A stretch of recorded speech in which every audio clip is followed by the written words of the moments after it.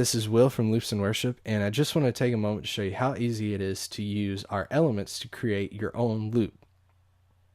The song we're working with today is called God of the Ages. It's by a band named Exodus, written by a guy named Travis Doucette, and it's the perfect example of the type of song you probably do on Sunday morning, maybe even one you want to make a loop with.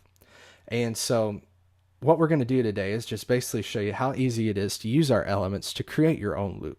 Now, we're working out of Ableton Live, and the great thing about Ableton Live is that we can play our track, and what we can do is we can go over here and jump around, and by clicking loops in our preview, Live will perfectly sync those loops together and play them at the tempo that we're currently at. And so this makes creating loops with elements very, very efficient, because what we've done is we've packaged these elements together by collection, and they're themed by what they sound like. So what you can do is go around and you can go to different collections. This is our Essential Elements collection. This is one of our Electronic Elements collection.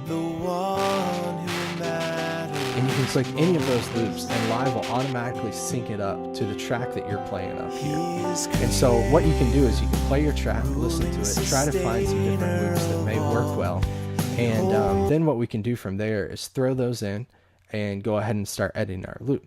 So if we jump over to our arrangement view, to help save time, what we've done is we've already thrown our song in here and we've put our markers up. This only takes about 5 minutes, if even that. You throw your song in, you can create these markers in Live, and then what this allows us to do is jump around within the song and play the chorus, play the verse.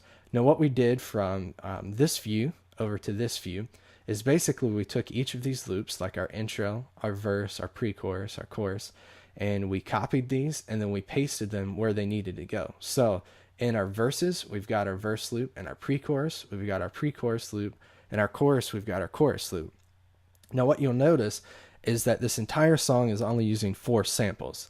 And this is the great thing, is you can work and you can preview your samples in Live and preview them to the tempo you're working at, and then you can just bring them over and then to this view, you can drop them in and you can create a loop. And so what we did is we dropped these samples in, we did a little basic fading in and out, and now we've got a loop that we can use with the song.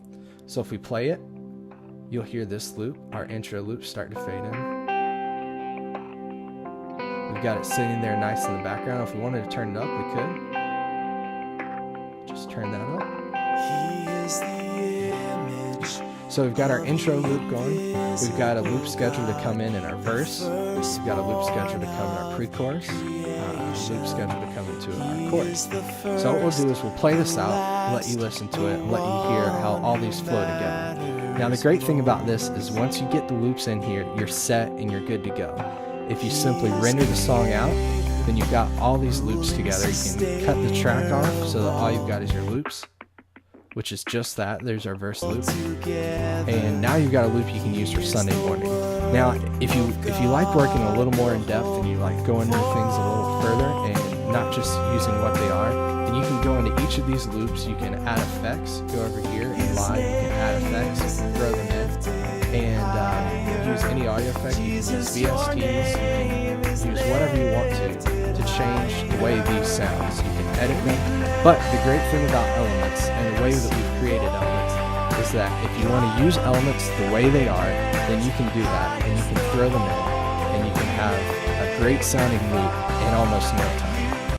So before, when you wanted to create a loop, it would probably take at the very least about 30 minutes, because you've got to get everything together, you've got to find your sounds, you've got to edit, you've got to tweak.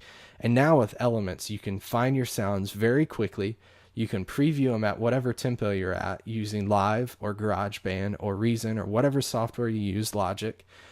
And you can dump them in the song, you can play them, and you're good to go.